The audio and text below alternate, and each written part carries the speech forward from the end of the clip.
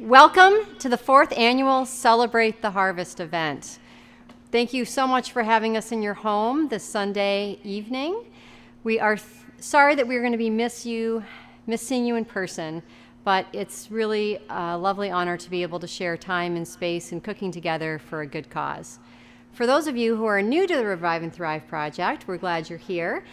The Revive and Thrive Project teaches teens healthy cooking, eating, job skills through our Teen Chef program. The meals they help prepare are delivered for free to those facing a life-threatening illness such as cancer and have barriers to obtaining healthy food. We pride ourselves on our meals that are prepared with whole, fresh, local, seasonal ingredients. We want our meals to be nutrient dense when every bite counts. This also supports our local food producers and farmers.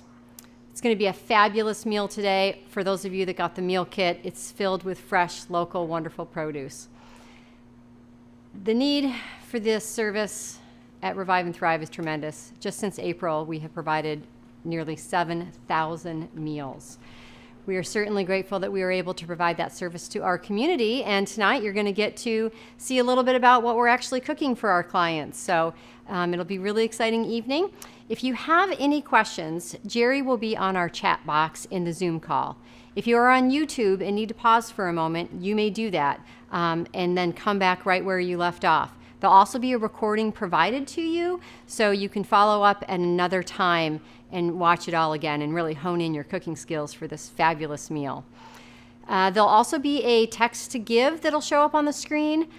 This is the Celebrate the Harvest is the accumulation of our year, and over the next 2 months during the giving season, we are sowing the seeds for next year to be able to continue the great work that we're doing in the community. And now I would like to introduce you to your team tonight in the kitchen. We've got Chef Michael Farrell. He is our executive chef at Revive and Thrive. Mackenzie McKinney, who's a board member and also one of the chefs this evening. Teen Chef Amelia Dykus is going to be showcasing our dessert. And Chef O, he doesn't need much of an introduction. Most of you might know him. And then we've got Jerry Elsey, who is going to be working the chat box in Zoom if you have any questions. So thank you all so much, and let's get cooking.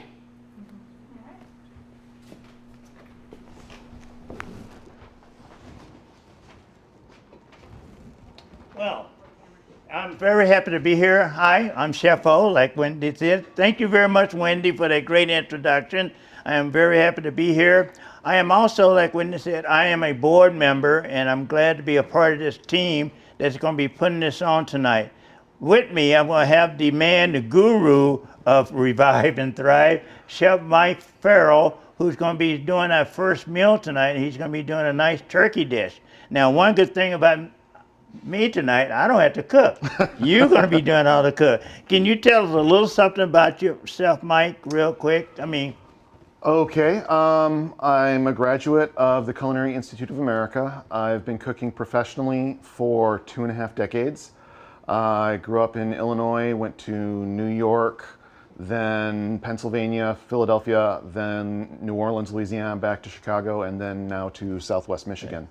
Well, on behalf of myself and a lot of the patients in the area and the clients that we have, we're very proud to have someone like you doing the cook, because your knowledge of this cooking for cancer patients is far beyond what I can do. So I want to thank you, and I'm going to get out of your way and let you take over and do what you're going to do. Well, I'll be back with you later, okay? Very good. Thank you very much. Mm-hmm. All right, I'm going to start by heating the pan, and then we'll take off from there. Okay. We're working with turkey from Otto's Farms, and we have a vegan option, which is from the Brinery in Ann Arbor. It's tempeh. It'll get treated the same exact way. I'll show you the setup, but I'm only going to be showing the cooking of the turkey in the pan right now. Vegans follow along all the same steps, just using the tempeh wherever I have the turkey showing. All right, let's get started. First of all, for the tempeh, I would split it right down, and then you can use these pieces, 2 half-pounders, or if they're a little big for you, you could go ahead and split them like that. And then from this point on, these will be set aside, but they'll be treated exactly the same way that the turkey is for the rest of the recipe. All right, So we're doing turkey grillades. Grillades is a typical dish from New Orleans. It's typically done with veal. We're using a different white meat. And we start by seasoning the turkey. So salt, pepper, and then the blackening seasoning that came with the mix, came with the gift basket.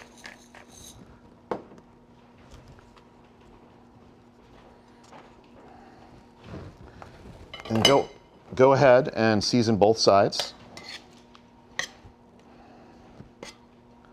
Okay.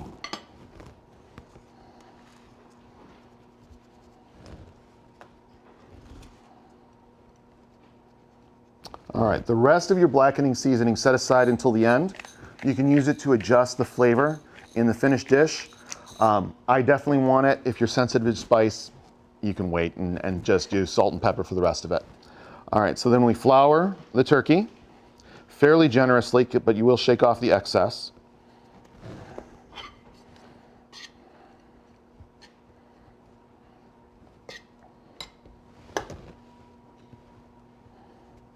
And then this is just about ready to go in the pan. And I think the pan should be just about ready as well. So we'll get our oil in there. Move around to the side.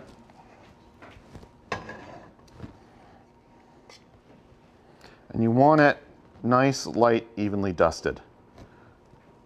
And that's a good sound. Sizzling, but not too much.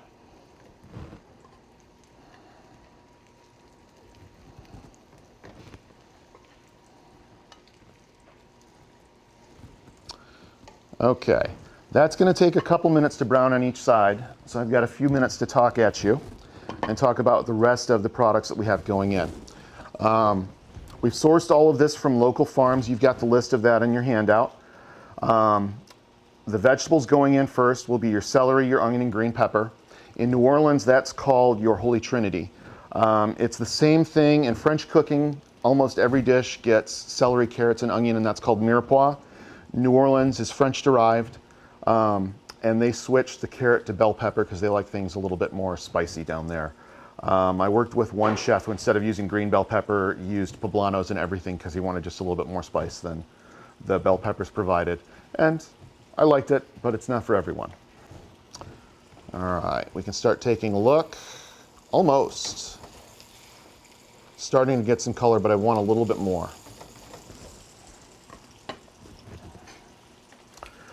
Okay, like I said, if you're doing the vegan option, you would have seasoned, floured, and started sauteing the tempeh in exactly the same way that we did the turkey. The only other difference is the stock that went to the vegans. That is made from, it's a veg stock instead of a chicken stock, and all of the vegetables came from Visser Farm for that one. So all local. They're not organic, but they do things the right way as much as they can. All right. I think this should be ready for the flip. Could go just a little bit longer. I'm going to turn it up a tiny bit. All right, once the turkey comes out, we're going to cook the flour and oil together to make a roux, and that's your thickener for the sauce to turn it into a gravy. Wendy was concerned not everyone might know the term roux. It's another one of those French terms that we're running into, and it's just oil and flour, and you cook the raw flavor out of the flour. So when you add it into the oil, the water in the flour is driven off, so you'll see it boiling just a little bit. When the boiling stops, it'll start browning lightly, and we're not going to let it get very far. And as it browns, it'll release an aroma that's kind of like, starts out like toasting bread and then goes to smelling like nuts, and that's when it's going properly. You can tell you've gone too far when it starts smelling like burnt popcorn. That's when it's burning, and that'll make it bitter instead of tasty. All right, now those are perfect. That one's a little, so it's not quite centered. Another minute or two on that side. We'll pull those out to the plate and we'll get down to the vegetables. I'm going to switch around again.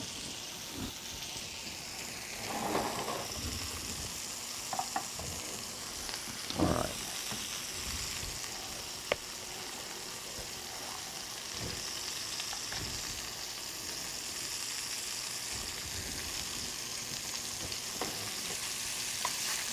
That's good. That's very good. All right, so I've got a little bit of oil left in the pan. I'm going to add a tiny bit more. And then it's our flour. So back to this. I can use the seasoned flour that's left over from the turkey, but that's not enough. And the recipe gives you quantities. Feel free to adjust lightly. A recipe is a guideline. It isn't a hard and fast rule.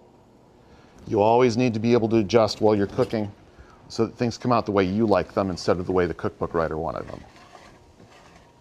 And I'm just trying to mix the oil and the flour evenly so it forms an even kind of a paste. And you can see it's already browning, so it's ready for the vegetables. Start with the celery, because that's got the highest water content, and it'll slow it down so you don't overcook the roux. And once it's going, the onions and bell peppers can go in.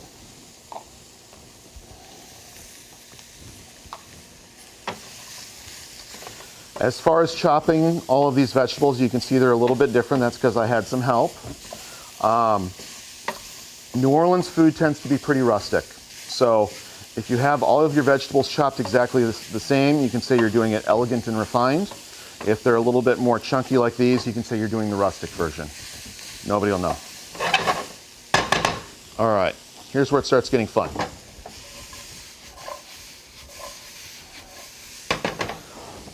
What you're doing here is you're cooking the onions and celery until the vegetables just start getting translucent. That's never really going to happen with the green pepper, so you don't really watch that. It just goes along for the ride. But when it's partway there and we're starting to see a little bit of clarity in the onions, you can add your garlic.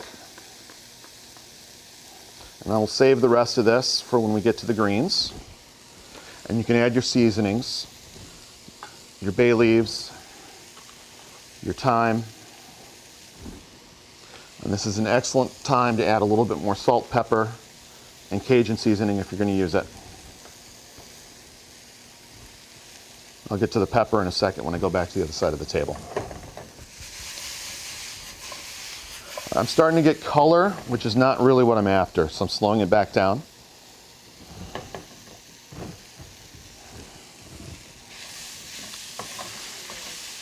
And the vegetables really drank up that oil. So I'm going to add just a touch more so they get better contact with the pan and they sweat a little bit more instead of getting that color on the edges.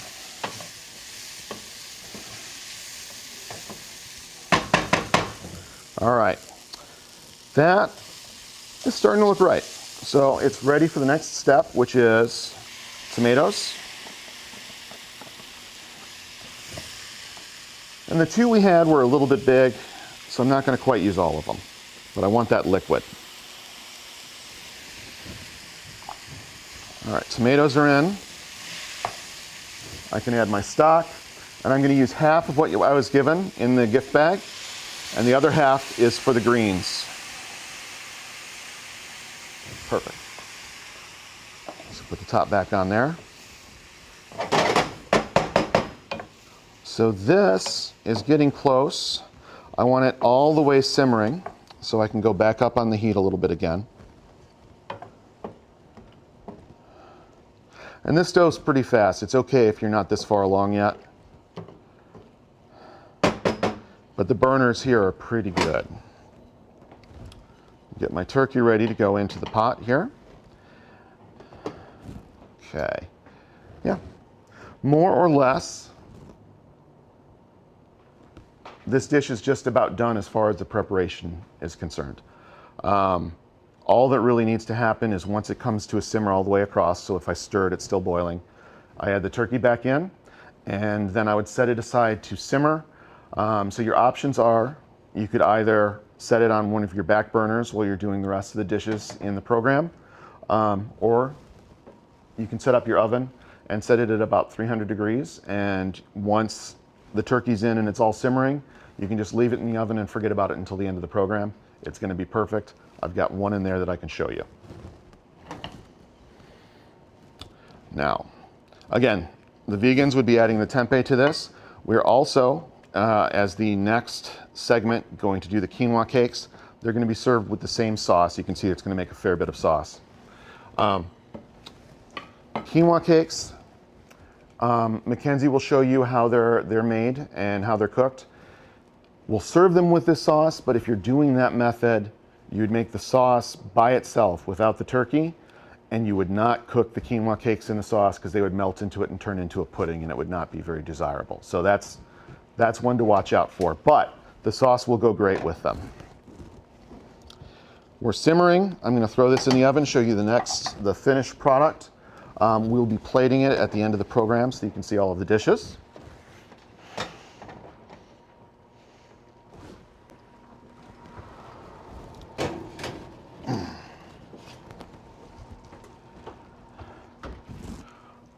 That one's ready to go.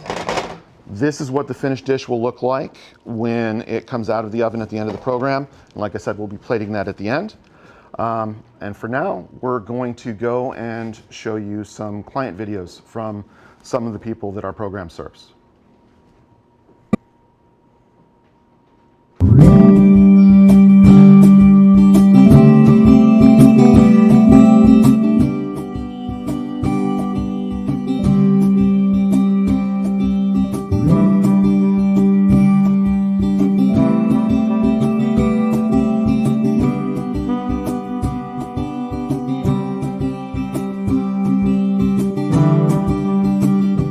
Revive and Thrive come to my house for several weeks between the time that I started my chemo up until last week. And during that time, I have gone through several rounds of chemo. My baby was born in the NICU and then spent a month in the NICU. So Revive and Thrive for me was really helpful because I was constantly in and out of my house. I didn't have time to cook. And I also don't like to cook. So if I don't cook, I really don't eat. But my partner is always, encouraging me to please eat throughout the day. But I just feel like I don't have the energy to do it. So through chemo and going to the NICU and having a new baby, I just have no energy really to do that kind of thing. So for Revive and Thrive to come and bring me meals has just been a huge weight lifted for me to just be able to take that meal that's healthy and good for me, put it right into the oven, and then just be able to eat something that's going to give me a lot of energy. Passion and her children started receiving meals this year during the height of the COVID-19 shutdown. Passion and her son are leg amputees, which means they have frequent medical appointments and are at high risk for COVID-19. Meal service helped to ensure that Passion and her family did not need to leave the house as often and could focus on their health and safety instead of shopping and cooking. Passion shared that her family was introduced to all kinds of wonderful, tasty, healthy meals, and she appreciated how our staff and volunteers go above and beyond to help the clients.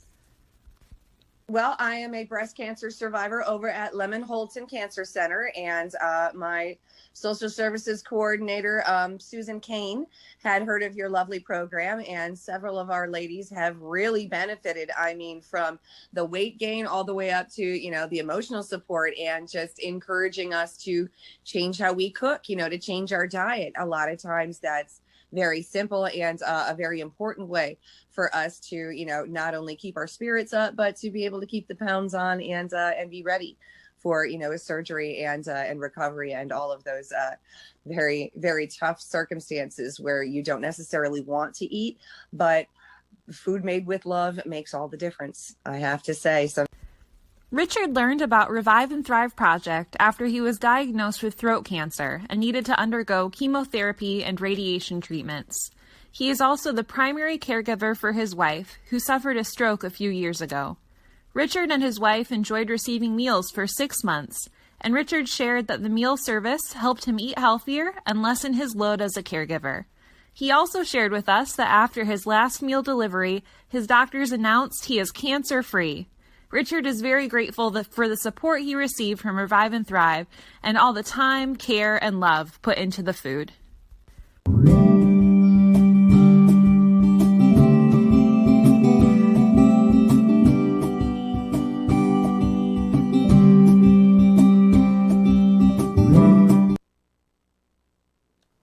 Thank you for the nice video. That's what we do here at Revive and Thrive, and you can see we have some very happy customers. Next on the list, I'm going to introduce another board member who's going to be showing us quinoa cakes, and this is McKinney. Yeah, she's going to show us how to do quinoa cakes, and it should be some pretty good stuff, right? Yes. All right, I'm going to let you go right ahead, and I'm going to get out of your way, Mackenzie. Go ahead. Hi, I'm Mackenzie. Yes, I'll be showing you the crispy quinoa cakes. Thanks for joining us tonight. I hope you have a great time. So you should have out your parsley and your lemon, and if you are following along, you would have already cooked your quinoa.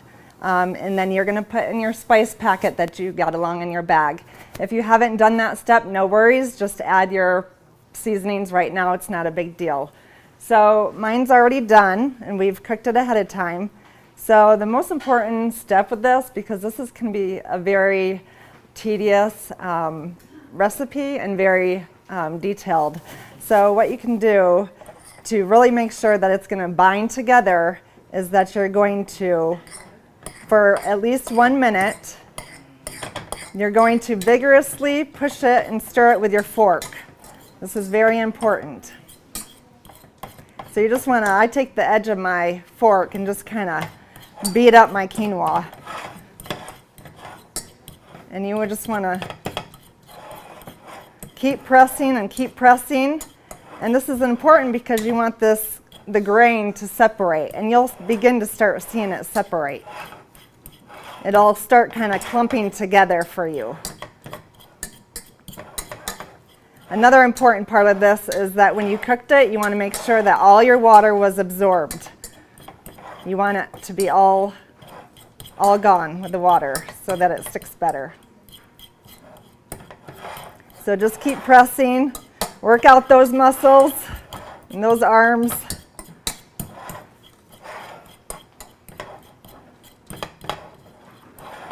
You'll even see the grain, like the little tail of it, start kind of poking out.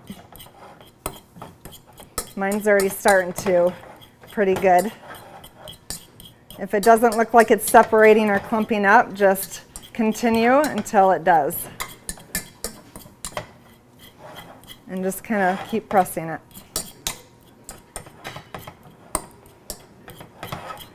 Okay, the next step, we're going to zest your lemon. And we're going to throw in your 4th cup of parsley. Those were optional, but for me, it tastes better and it really adds to the dish. Another thing too, this recipe said to use oregano or marjoram. They're kind of similar. You can use any really Italian seasoning that you want. Really any herbs, fresh herbs. You don't have to use parsley. You could even get creative and just totally change the whole concept and make it more Mexican if you want by adding cilantro. So you just want to zest your whole lemon. And you're going to save your lemon for the collards that are coming up. So you want to be able to save that and put that aside. Right now we're just going to take all the zest off.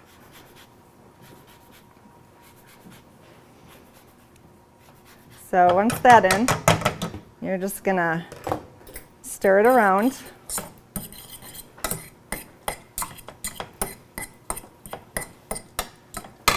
And then, with wet hands, you're going to form your ball.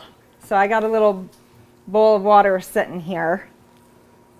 You can run back and forth to the kitchen sink if you want, but this is just easier for me. So right now you're going to form some balls. And on the recipe it says 4 tennis balls, but really it's up to you, whatever size you want.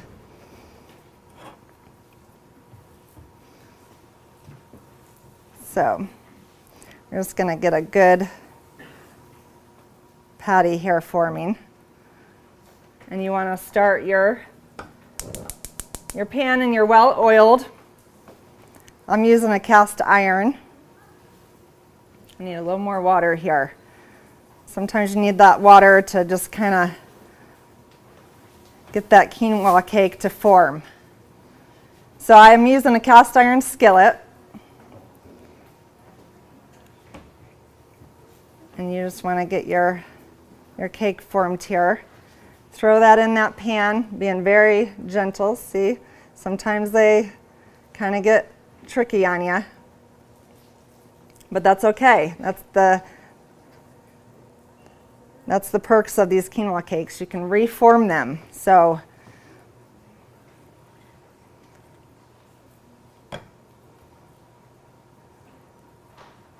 it's okay.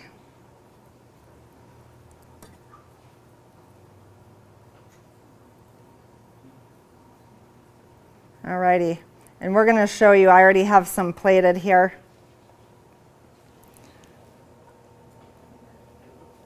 Just kind of reform them. So you just want to cook these, and mine, it just depends. Everyone's stovetop is different. Mine takes about 10 minutes on each side. So I will show you.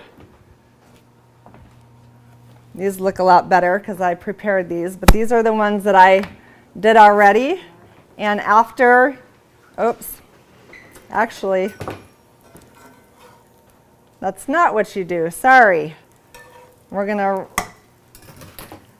totally forgot the most important step, sorry. After you form them, you're gonna put them on a cookie sheet. Sorry about that, kind of jumping ahead. You're gonna put them on a cookie sheet and you're gonna pop them in the fridge, and what that will do is help to set them up so they're not falling apart and they look more put together like these ones.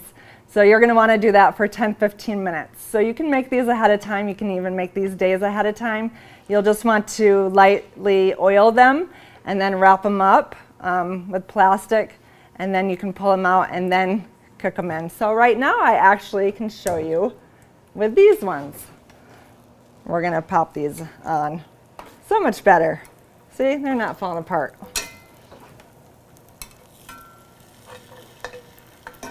All right, so now you would cook them for 8 to 10 minutes, depending on your stovetop. I was also thinking of different things that you could do with this. Breakfast, besides your hash brown, get rid of that. Just throw in these quinoa cakes, have them prepped the day before, throw them with your egg, and that'd be a great idea. You could also throw them on a bed of pasta, maybe with some Alfredo, or make some pesto sauce. That'd be another option, so that you could have, you know, that'd be your full meal. You could also put it over a bed of salad. That'd be another great option. So while those are cooking, I will just show you. This is the finish, what they should look like. So they should be nice and brown on each side. So we're gonna let this continue cooking, and then we're gonna roll it onto the next thing. Thank you.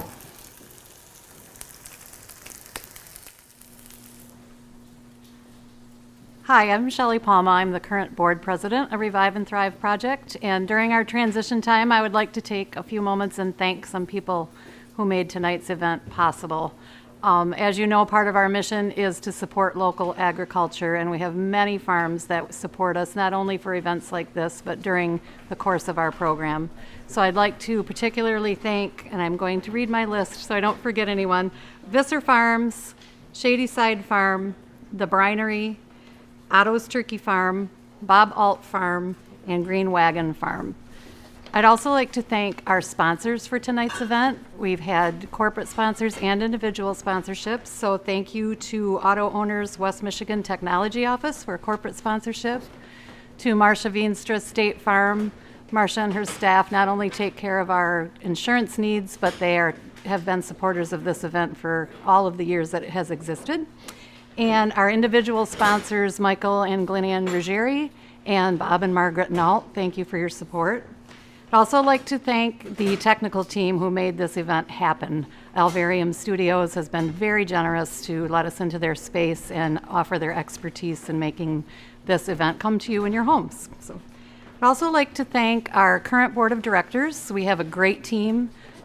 Being a small organization, we are all involved in the daily operations of Revive and Thrive, and we have a great bunch of people right now, and it was truly all hands on deck for this event, so thank you to our board of directors. Also, our volunteers, the heart and soul of this organization. We have countless volunteers who have helped us, some for many years, and we couldn't do any of this without you.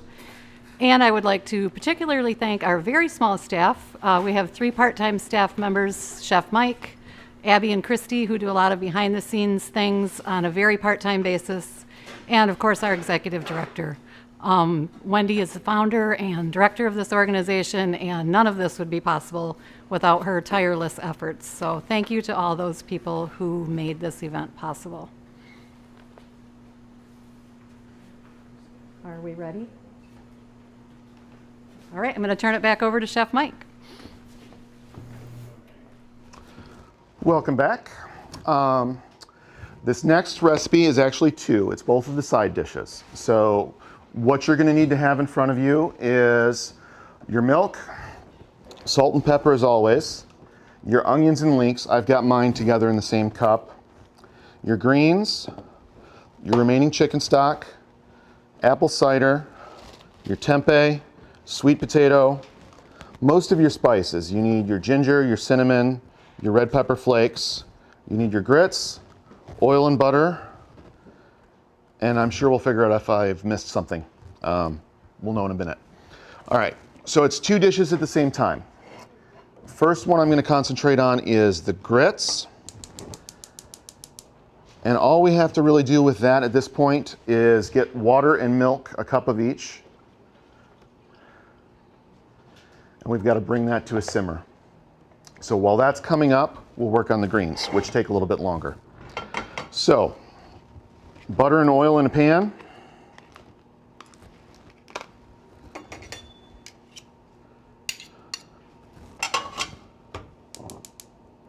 And this one will lower heat because we're going to sweat the vegetables again. And one of the things we do with Revive and Thrive is we try to make the meals as healthy as possible for lots of reasons, so that the teens that work with us learn how to cook healthy. Oh, I'm being reminded to tell which recipes it is because I skipped that part. We're doing the sweet potato grits and we're doing the smoked greens with tempeh. I'm sorry, it's smoked tempeh with braised greens. So one thing we do at Revive and Thrive is we try to teach the teens healthy habits, and we're also trying to make the meals as nutritious as well as tasty, so that our clients who have are probably having one of the worst times of their lives are getting the nutrition they need. So all they have to do is concentrate on healing. We strive to be at least 80% plant-based. So these particular dishes, both of them have dairy in them, although the dairy in the greens is vegan, that we're using vegan butter for this. And if the vegans following at home, they would be using almond butter instead of, almond milk instead of milk. If you're making it, if you're a meat eater, the greens is one where you can use tons and tons of smoked meat for the flavor in the greens. And that's more traditional than what we're doing. But the smoked tempeh takes the flavor very well. It acts as our meat substitute. And honestly, it's good in its own right. So it's not really substituting, it's just being what it is. But again, we're trying to do a plant-based diet. So as much as we can, it's good for our clients, it's good for the teens to see it, and it's good for the world as a whole. And you don't have to sacrifice any flavor if you know what you're doing. Okay, so I've added the onions and the leeks, and just like in the turkey recipe, we're gonna cook those until the onions start going a little bit translucent. That will soften them, it'll release the flavors, things will start coming together. Ooh, that is getting hot, but it's not there yet. I'm gonna add a little salt and pepper to the milk and water.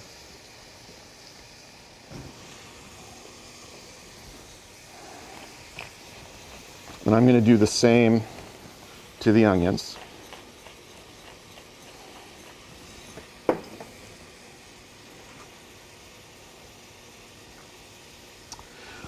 Now greens, it's a southern dish. Traditionally, it's got a little bit of heat added to it.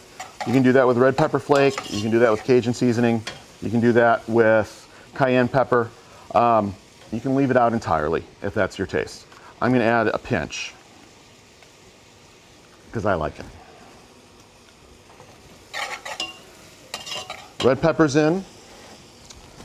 The tempeh we smoked for you.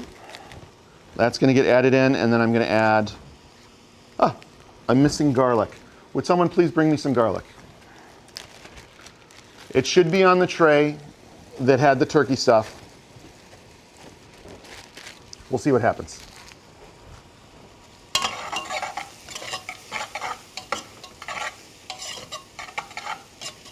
Okay. Thank you. And so this is the rest of the chopped garlic that we didn't use in the turkey. It's going into the smoked greens. This is doing exactly what it's supposed to. The onions look good. I'm getting the smoke aroma from the tempeh. I'm going to go ahead and add the greens. We'll get those wilted a little bit, and then we'll start adding our liquids.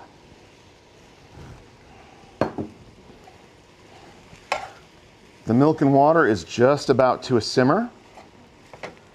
So I'm going to add a pinch of cinnamon and a heavier pinch of ginger. And I'm also going to get my whisk in there so it's ready.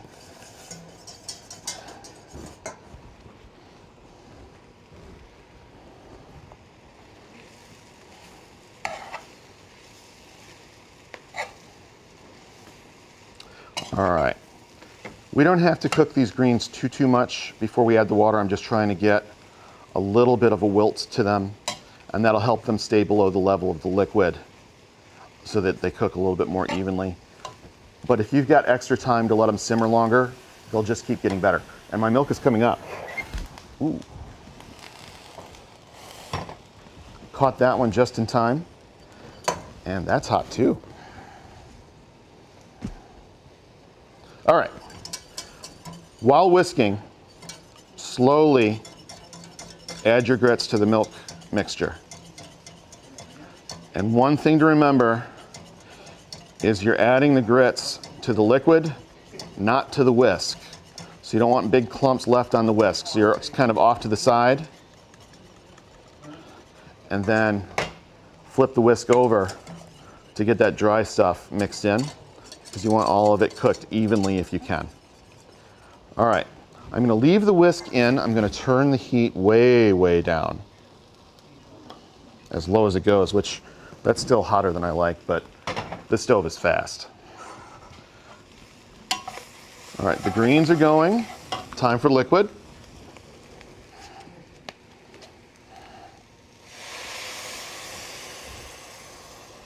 That's the rest of the cider that was, or I'm sorry, the rest of the stock that was left over from the first recipe.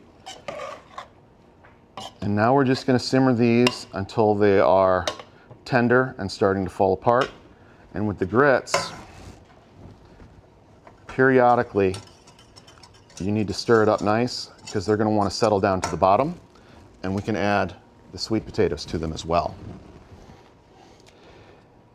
And now grits only take about 10 or 15 minutes to cook. Sweet potato normally takes a lot longer, but we've grated it into such small pieces that it's going to cook in about the same time that the grits do. And it should sort of melt into it. And that's a good consistency to start with. So we're going to let that sit. And I think I'm going to switch to a wooden spoon. Actually, there. All right.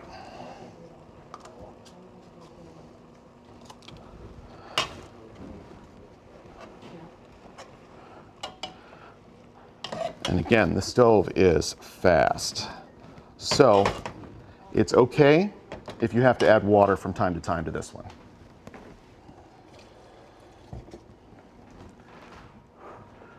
What you want is the level of the liquid to come up to just the level of the greens or a tiny bit lower, so that as they simmer, the greens melt into it as they cook. And having everything ready, this is coming together pretty quickly. If you're not quite as far along at home, that's perfectly fine. You've got time to let it simmer, let it catch up.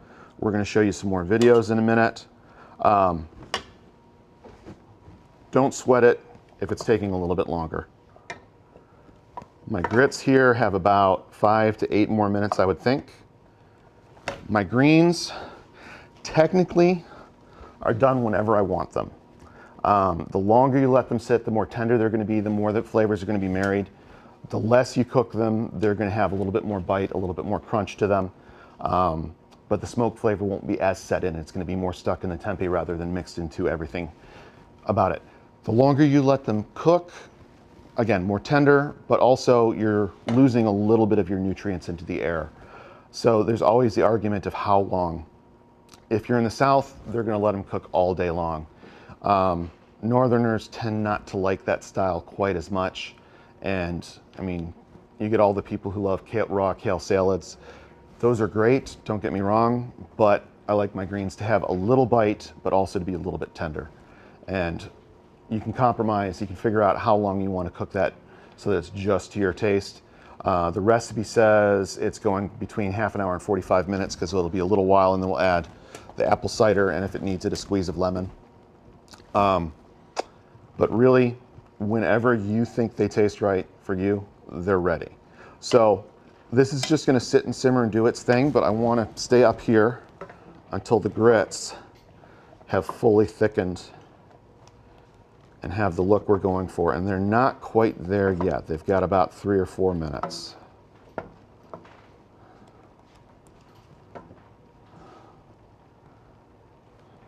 I'm going to grab a spoon so that I can taste them when they get closer.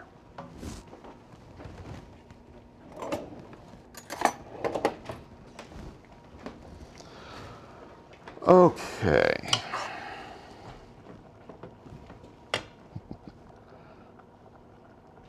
That's a good level of simmering. Just a little bit of bubbles along the edges, but not wildly boiling.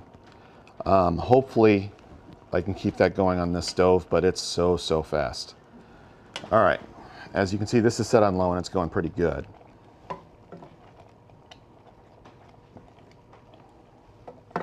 Now, if you have leftover grits at the end, we did 4 parts liquid to 1 part corn. That's going to give you what's considered a stiff polenta when all's said and done. So if you have leftover from the meal, you can pour that into a loaf pan. Spray it out with either brush it with butter or spray it with nonstick spray.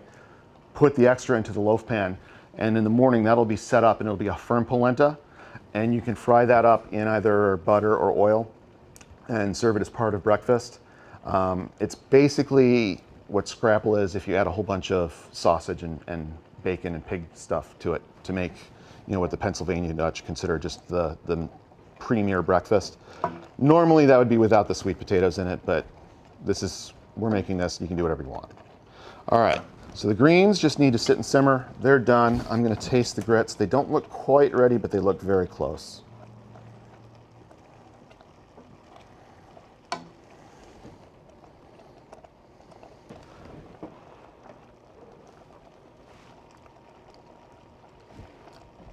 The sweet potatoes 90% cooked. The grits have about 2 or 3 more minutes left, and it needs a lot of salt. The cinnamon and ginger is showing through nicely though.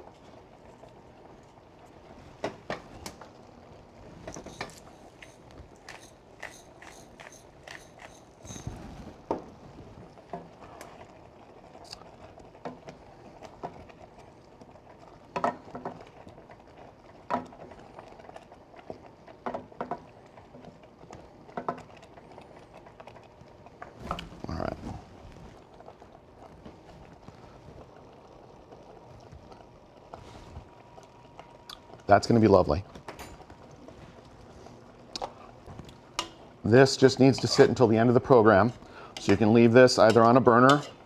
Actually, you can't really do this one in the oven, so you need to set it on a back burner and let it keep simmering while you do your dessert, which is coming up next. I'm going to shut the grits off because the residual heat will finish them now, and the consistency is looking gorgeous too. So grits are done. Greens are going to take all of the rest of the time we have. Let them simmer while you're doing the dessert and watching the rest of the program. We're going to cut to Wendy doing a little bit of talking about the teen program and showing some of the videos that we have, or not videos, it's a slideshow this time, of some of the teens working in the kitchen. And while we do that, I'm going to set the oven up for the dessert, and Amelia, one of our teens, will come and do that for you in just a second. And why don't we cut to Wendy? Thank you, Chef Mike. It looks fabulous. Our teen chefs volunteer from all over the area in our kitchen. Some join us for a few months and others for years. They learn healthy eating skills, job skills, how to cook from scratch. They experience the value of serving those in need and making a positive impact in their community. That is a tremendous thing for a teen to be able to experience. It's really vital that our next generation of educators, policymakers, healthcare providers, and parents learn healthy eating skills so we can work to reduce diet-related disease in the future.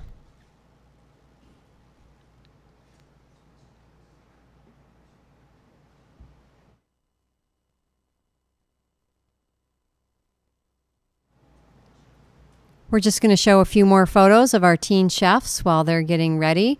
Amelia, who's in our program, has been with us for several years. Here's a picture of her with Eileen in the kitchen. Here's some of the meals that we have prepared this year. Again, we try to make the meals as beautiful, nutritious, and delicious as possible so that every bite counts. Because when you're really sick and you don't feel like eating, you might only get a few bites in that day. And so therefore, we were looking at making them as nutritious as possible. We love to bring together people of all ages and from all backgrounds together to create community.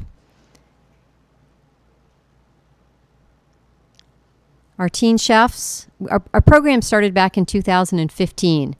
And so some of our teens have had the opportunity to be with us for several years. And for some, it has really changed their outcomes as they head into college and look at a variety of different careers. It impacts their home life as they are able to prepare meals and share the knowledge they have learned with their family. Also, they really influence their peers. They're able to share their commitment and their knowledge of healthy eating, new foods that they've tried, and other exciting things they've learned in the kitchen. So it's a really valuable opportunity and to come together as an intergenerational program to build community. Well, thank you, Wendy, for that nice video. And see, that's another thing that they do here, Revive and Thrive, and to get other people involved. So I have with me one of the teen chefs, Amelia. She's going to be doing our dessert tonight, and it's my favorite part of the meal anyhow. So, I mean, can I stay here and watch you cook, or I need to go? I better go, yeah, okay? I need to head I out. know, I don't want to make you nervous. All right, so I'm going to let Amelia get to work on her app. What are you going to be making? I'm going to be making the upside down apple tart. Upside down apple Yes. tart. I got to watch this. All right, go right ahead. All right, so I'm Amelia, and I'm going to be making for you the upside down apple tart, which is the dessert for tonight. So the ingredients you're going to need in front of you is your honey, and then you'll also need your butter as well as your apples. We provided you 3 apples, but you may not use all 3 depending on your pan size. You also will need the puff pastry dough that we did provide for you. So you're going to start by turning on your burner, probably at a low to medium heat to start because we're going to heat up the honey. And then you are going to pour your honey into your pan, start heating it up. So you're gonna, while you watch your honey it'll come to a boil.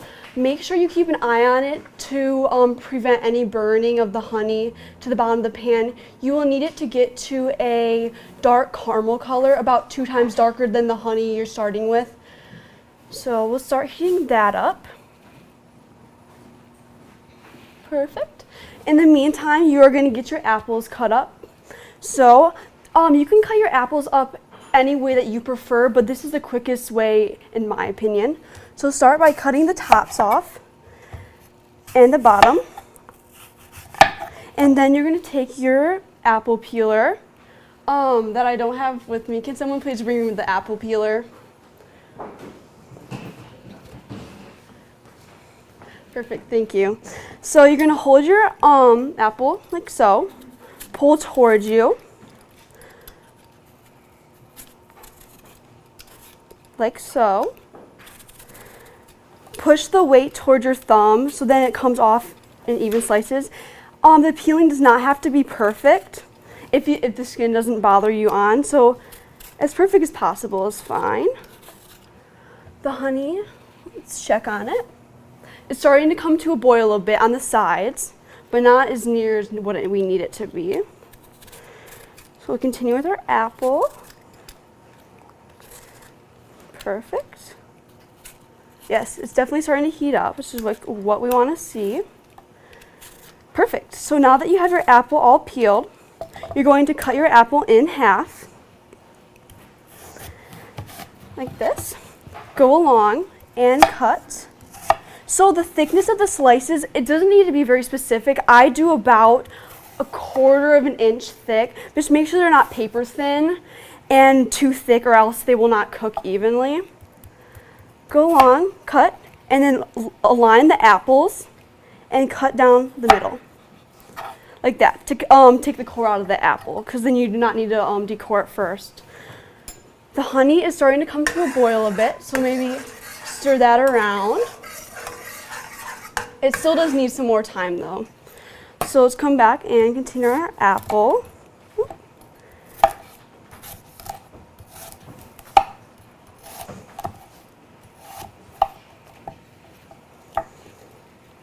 Oh, there we go. Take the core out of this piece as well.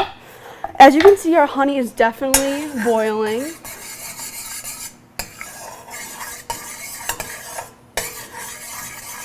Maybe a little bit more time and then it'll be completely good. When you when the honey does reach the boiling point, you're going to pour it into your saucepan.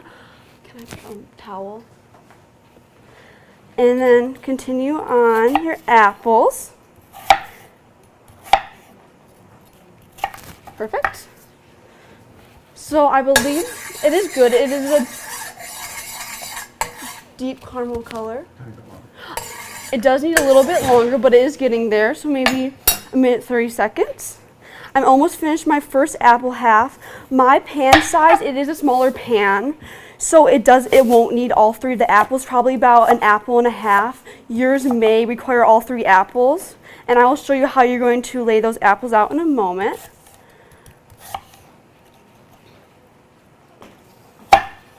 Take the cores out of those.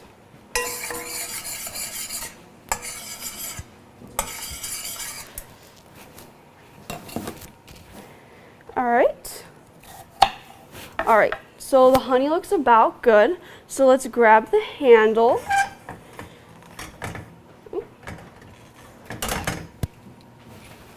Great, thank you. Pick the handle and pour it into your saucepan, like so. Perfect. Turn off your burner. Perfect. Now, so for laying your apple slices, let me finish up this apple right here.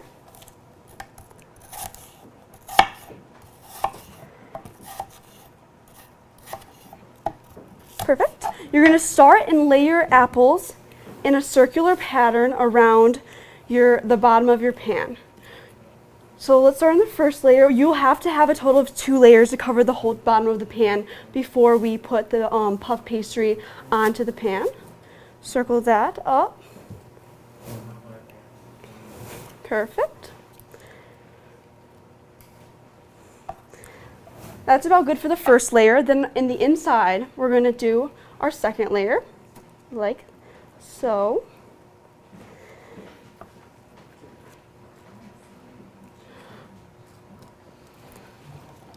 And that's perfect. This pan actually only used 1 apple. Yours may use more though. Next up, we're going to grab our butter and just do a couple dots of butter onto the apple. There we go. We did in this recipe use a plant-based butter, but you are welcome to use any butter of your choice, what you prefer. About 4 clumps is good, just to cover while it evenly spreads out. Perfect. There we are. Next, you're going to take your puff pastry that we provided for you. If you are gluten-free, a gluten-free pastry crust works great as well.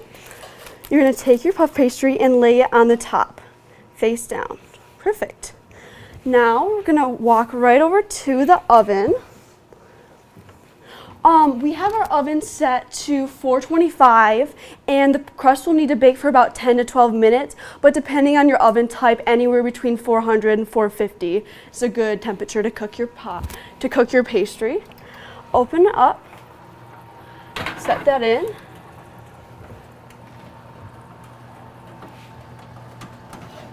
Really got a little ways to go. All right. Go ahead and leave it in. All right. I'll come join you in a second. So our pastry is not good at the moment. It does need a couple more minutes to cook. You are looking for a deep golden brown color in your pastry. It's not quite there. You can stay up here with me. Okay. Okay, so while her pastry is finishing, we had one that we put in, oh, I forget. We had one that we put into the oven before she started preparing this one so that you'd be able to see the finished product, and it's got a couple of more minutes to go. So we need to fill a little bit of that time. Also, the greens, putting them back on the heat over here. You can see they've gotten a lot more wilted down. While we were off screen, I went ahead and added the apple cider and the little squeeze of lemon juice. So it's got that acid flavor to it that helps balance the smokiness and the richness from the tempeh and cuts through the savory quality of the greens. So that's going to be on. Continue simmering while we're waiting for the tart. Amelia will be back on in a second. Show us the pan. Okay.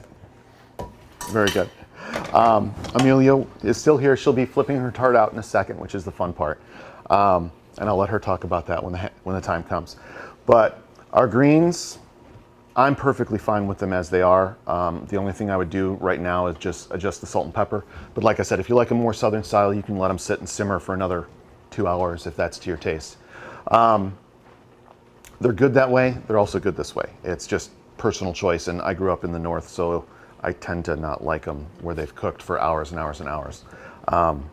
Please don't hate me if you're from Louisiana or Texas, which is much more typical for it to take half a day. Shall we look at the tart again? It's probably not quite from the look before. Yeah, it's still got a minute or two. Amelia, how long have you been with the program? About 3 years. I started this summer before my 9th grade, and I'm now about halfway through my junior year. How much do you like it? I like it a lot. It's a great opportunity. I feel like if you want to be involved in a good nonprofit program and you do enjoy cooking, I learned a lot, like in terms of skill-wise, especially like having chef here who has had a lot of experience in the kitchen. Thank you. I will say she follows directions very well. We were making the puffed pastry dough the other day, and I had to show her one, and then I had to watch her while she made her first one to make sure she was following all the steps. But after that, I just let her go and do her thing, and the last two, the ones that she did by herself, came out the best. So there's a kind of a reward to it when you see that the people that you're working with, the teens or the clientele, they have a kind of a light in their eye when things work out. We have more good days in the kitchen than bad days. COVID has made that a little bit more difficult and challenging. We figured out how to work around that. One of the things that I miss is from the pre-COVID times, we were doing a salad with each of the meals that went out. And we stopped that because there's no cooking process, so we couldn't make sure that we were serving something that was 100% safe. So I'll be happy when all of this is over and we're back to normal and we can do the food that we want to do, not the food that we think is safest for the people that we're serving. And it gives more variety for the students, and also we have to work around their school schedule. So sometimes they learn a lot of desserts and salads and not very much else. Yeah. It's better in the summer when they can come in earlier and see the entire cooking process. Again, this year's been strange. We've worked around it. What's the favorite thing you've cooked with us? Well, I did like learning the pastry. I thought that was really cool to learn. This is a similar pastry to like crescent rolls, and I've never like seen how that's been made, but to make it firsthand was really cool. I also did learn how to make pudding, which was a very good experience. Yes. Have you ever taken anything that you learned at the program and then cooked it at home for your family? Yes, the pudding. Yeah. There's a lot of good meals though that I definitely do want to try in the future. Okay. Well, it's probably time to look again, but the more often we look, the more we let the heat out of the oven. So I'm kind of wanting to let it go, and I'm kind of wanting to look, so I'm kind of torn. I'll be quick. All right, it would pass. It would flip out, it would look right, but it needs just a little bit more to be set. So I'm gonna pick on you some more. Okay. So your sister started working with us. Yes. Her name is Lucy. She's probably at home watching. She isn't as a big, doesn't have as big of an interest in cooking as me, but it's definitely something that she wanted to give a try to. And now she's in high school, so anything to help with the volunteer hours, give her like something new a shot. So she's been there a couple times. Unfortunately, we haven't been able to go a ton because of school, but for the times that she went, she definitely has enjoyed it. Is this something you're going to put on your college application? Most likely, yes. I don't know if I will ever go into a major with culinary, but it's definitely something that I think a lot of colleges would be interested in knowing about. Okay. Well, like I said, the puff pastry is probably ready to go. So why don't you get yourself set to flip it? Okay. And why don't you talk to them about what happened last time and what they can expect to happen at home? Yes. So do you want both if you want them? Okay. Perfect. And are you going to do the round plate or the square plate? Did you decide? Square, I believe. Okay. Perfect. So now let's head over to our oven and grab our pastry out.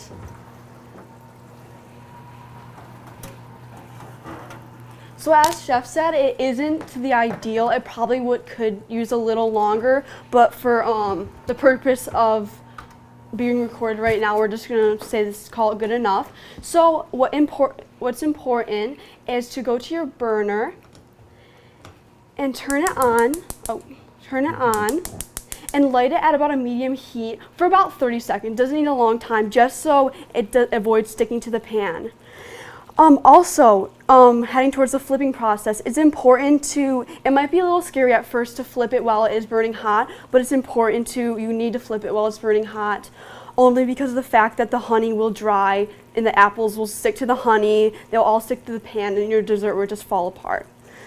So a couple more seconds, and then I think, a couple more seconds, and then I think that we're ready to flip. The last time I did this, I will admit I did have some trouble, and you will probably as well at home. Just give it your best shot, and if it doesn't come out perfectly on the pan, it will still be delicious, and that's what's most important. So let's turn off the heat. Grab our dessert. Take the pan like so. Hold it over top. And you will want to face it away from you, so that if it does flip, it doesn't flip on you. And you're going to flip like so. So as you can see, the apples did fall apart, but you were able to put them all back into place if you would like to. But say vanilla ice cream. We don't have any vanilla ice cream with us today, but I definitely recommend eating it with vanilla ice cream, especially if you're a pie person. And here we have our finished product of our upside down apple tart. Okay, we are going to go ahead and start bringing out the rest of the plates so you can see the finished dishes. Yes, she is. And Wendy's going to talk. Thank you, Chef Mike and Amelia. That looks delicious. Oh my gosh. So this is the first time we have ever done a virtual event or cooking class. So we would love to get your feedback. I hope it went really well for you. If you like it, let us know, and we'll hopefully do this again maybe in the spring. So thank you all. While I have the honor of leading the Revive and Thrive project, our support really comes from people like you. It is all of you who bought a ticket to our event. It is the people who volunteer their time week after week. It is people that donate, sponsor, and support us in so many ways. None of this would be possible without you, so thank you. We are truly grateful to be able to bring this service to our community and nourish those in need, teach our teens, support our local farmers and food systems. When we're not in COVID, we also like to try to do nutrition education classes, so stay tuned for those in the future. There are lots of ways to support the Revive and Thrive project, and we are asking for your help. There are many options. So a few fun and easy ones are, do you have a charity on Amazon Smile? If not, you could select the Revive and Thrive project, and we get a small donation from every purchase you make. We're also always looking for volunteers and board members, so if you're interested in volunteering or board leadership, those opportunities are certainly available. There's an envelope that came in your materials. Also, if you didn't get the actual meal kit, there is a text to give, and there are other options listed on our website for ways to support us. And for those of you maybe who've already given this year or aren't able to, please help us pass the word along. Perhaps you have a friend or a family member that might be interested in supporting a nonprofit. Perhaps you've got a friend that is looking for some volunteer work. These are challenging times, and we have persevered through this pandemic, but the need is tremendous. So you can only imagine the hardship that the pandemic has created for all of us. And on top of that, our clients are dealing with a life-threatening illness like cancer. They're high risk for COVID-19. They're facing barriers to healthy eating and to obtaining food. Hunger has been a real problem in our community. And so we are asking for your support, so when we go into January, we can continue the great work that we do. We doubled the amount of meals that we served this year, and we are expecting next year that it will be no less than doubled. And so your support can help us grow our mission and to serve more teens and to provide more meals to those in need in our community. Thank you all very much.